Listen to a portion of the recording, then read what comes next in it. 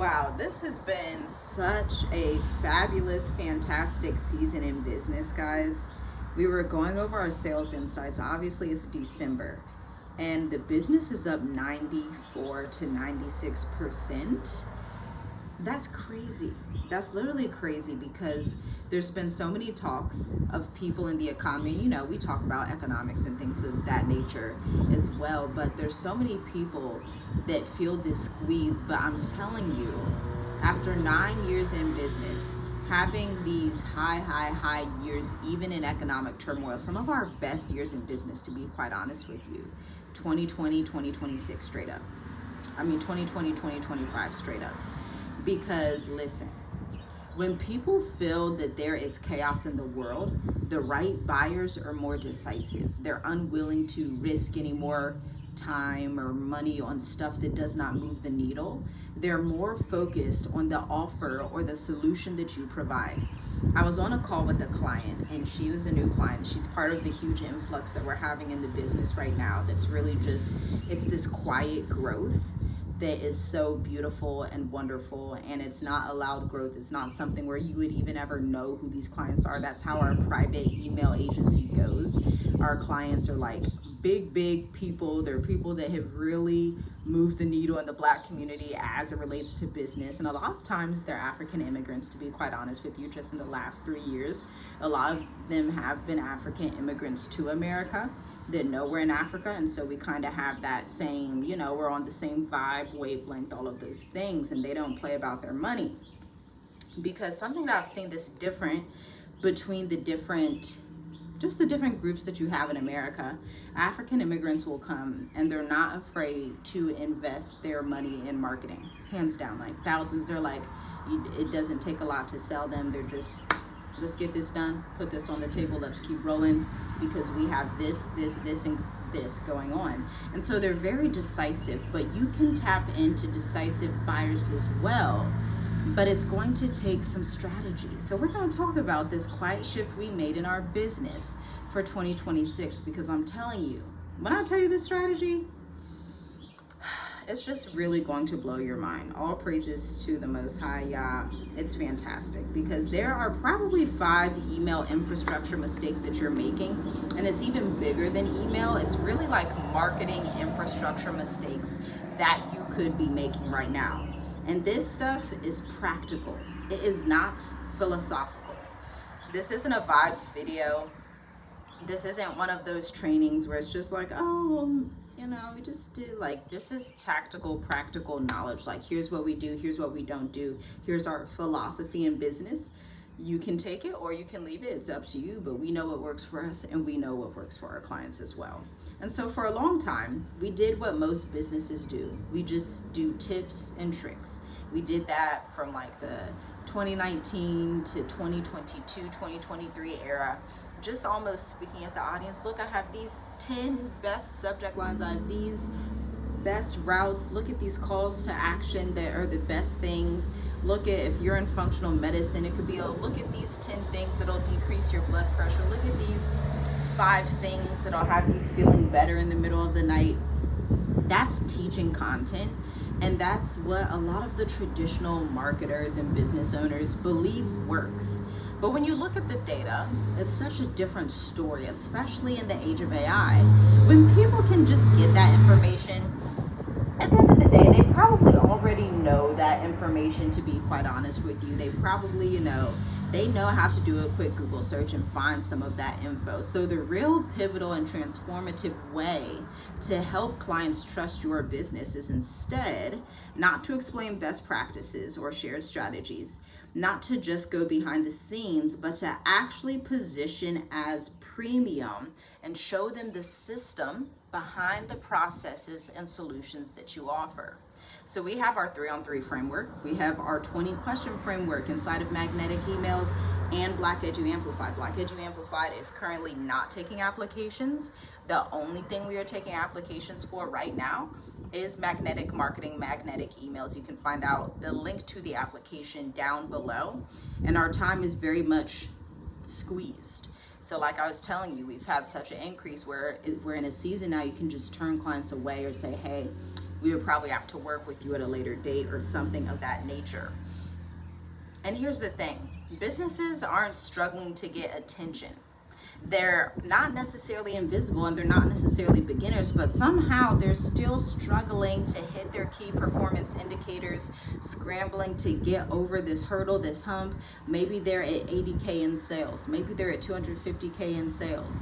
Maybe they're at over 300,000 and they can't just push over this hump. They're at a standstill. It's almost like, if you know the market and trading, like you'll have a ceiling that it keeps bouncing back down, bouncing back down. They can't gain that momentum to get over to the next side of their business trajectory.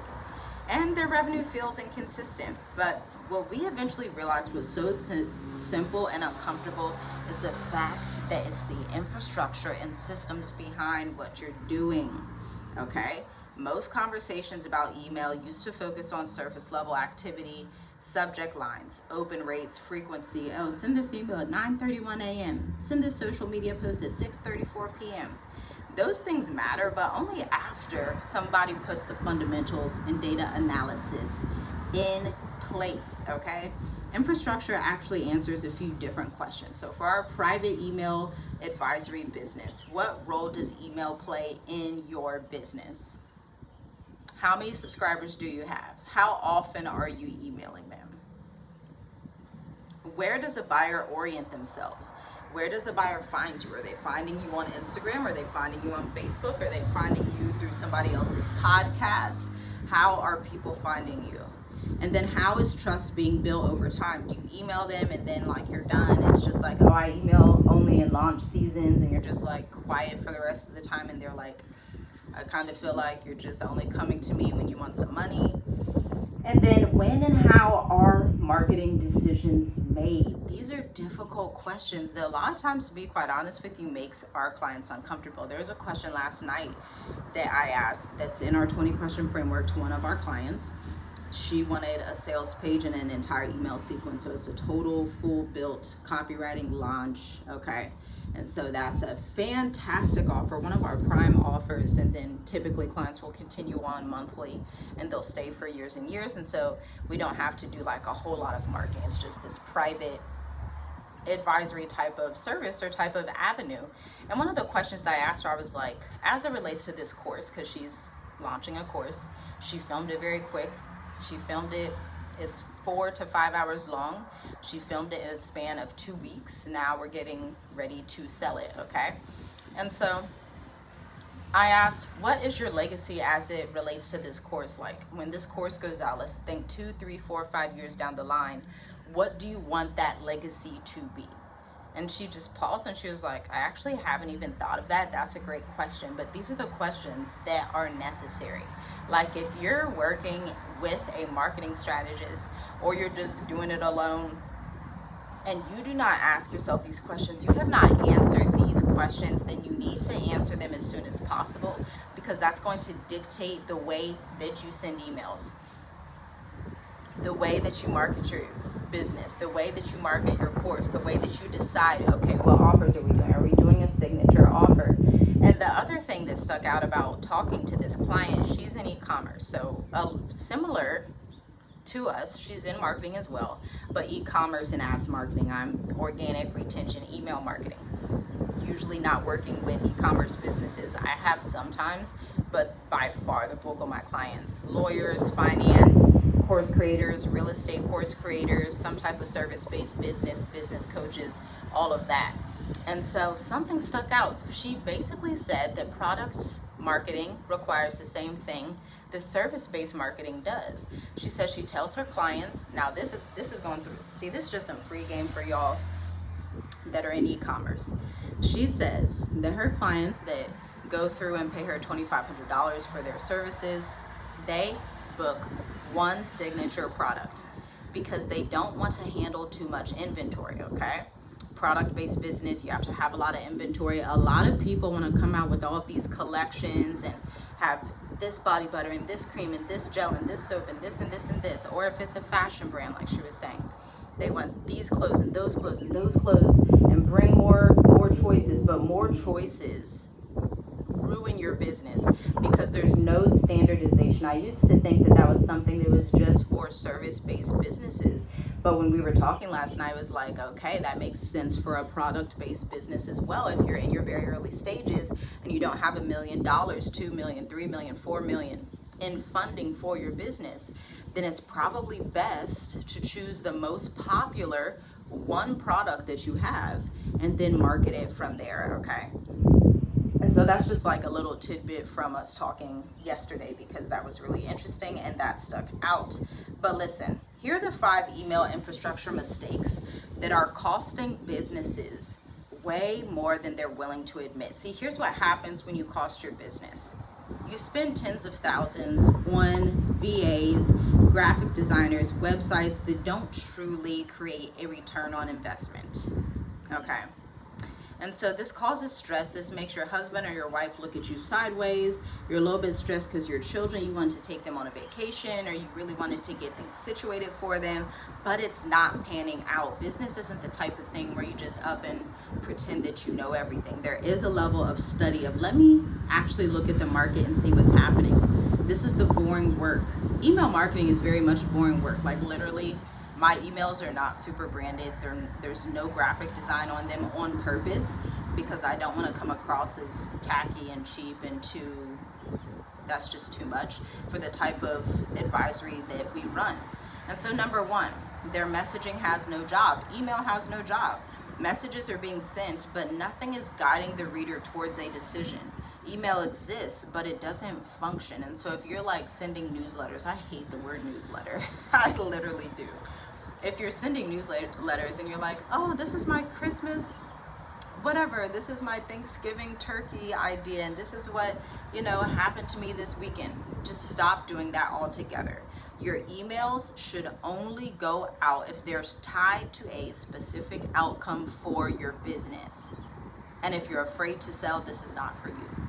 Because at the end of the day, if you don't sell your products, then nobody's going to sell them and you won't have a business. And this is why you have small businesses going out of business for the fear of being confident. Like if you have a product that has completely shifted someone's life, why wouldn't you tell other people about it? Number 2, welcome sequences that say hello instead of here's how this works. Orientation is skipped. Buyers aren't told how to understand the brand, the offer, or even what comes next, and confusion sets in early. If people are confused about what you offer, like there's a lot of businesses out there, even on Instagram, people, that have lots of followers or whatever, and I'm like, dang, I've known about this person for years, but I don't know what they sell. I know they do something in business, like there's some kind of program they have, but I don't even know what it is. Like if you're not clearly stating what your program is, what your service is. If it's tax relief, you need to clearly state that.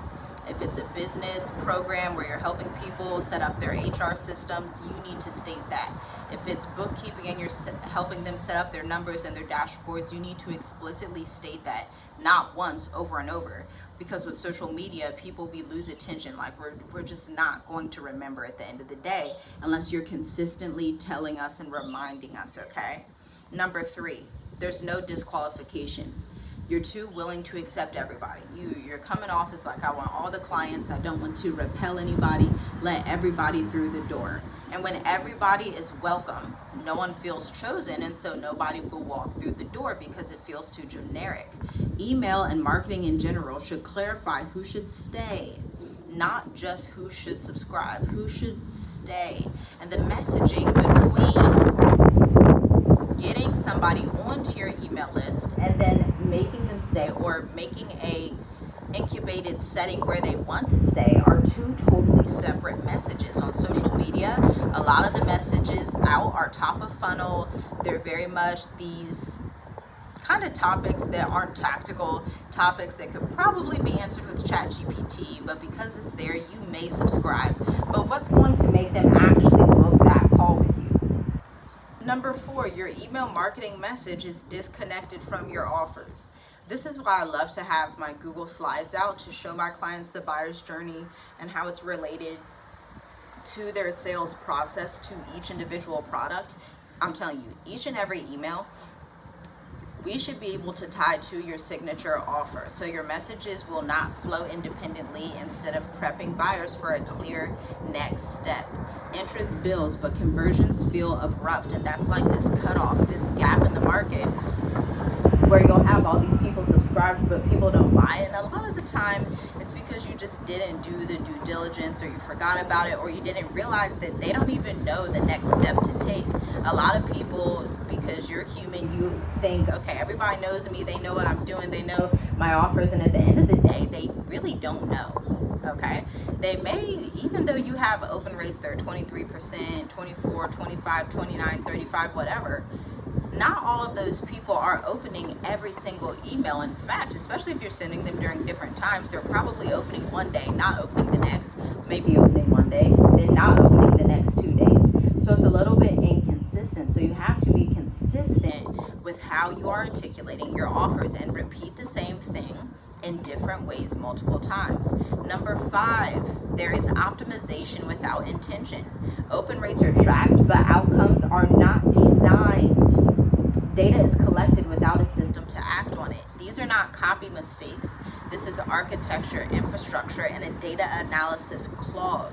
And this is why we stopped teaching tips and tricks publicly in our private email advisory. 9 years old, 31.9 million collectively to date in sales for our clients and counting, because they still use that same infrastructure years after we finish our work together. Every business has different risk tolerance, buyer psychology, regulatory constraints, hello HIPAA, hello healthcare practitioners, hello mental health practices, which we have worked with, different decision cycles. Templates break here. You can't have, it's impossible to have a template that you use for a finance firm and then say, oh, that's going to work for a mental health nurse practitioner who's serving people with anxiety who also cannot pay their healthcare premiums. Totally different mindset, which is also a different mindset from someone that is in e-commerce and helps their clients in e-commerce to elevate their business through ads. The buyer psychology is different for all of these people because they have different motivations. On two sides, if it's B2B, their motivation is being a B2B buyer, and they may want to increase their revenue. They may want to get out of a ditch that they're in their business. They want to be more specific.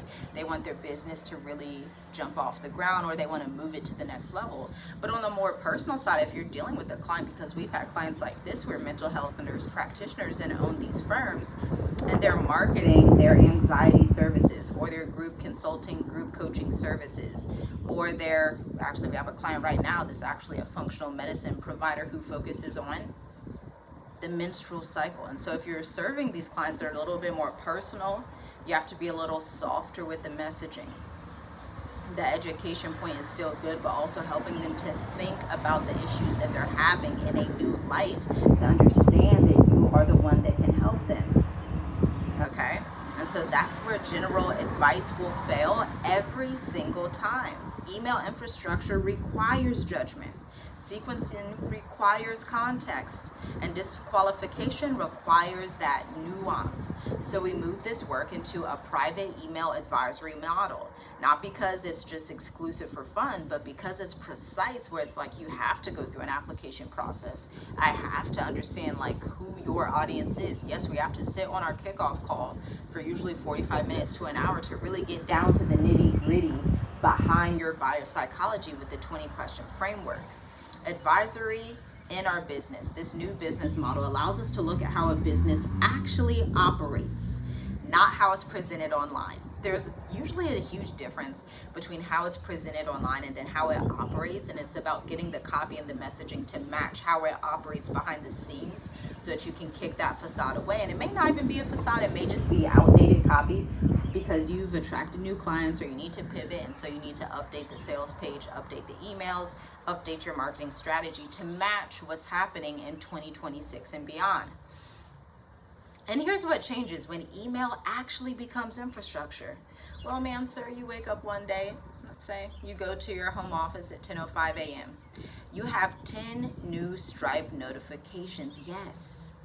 10 new clients booked you at $1,900 per month, all from those emails that we scheduled out in advance because you agreed and said, you know what, I need to go all in.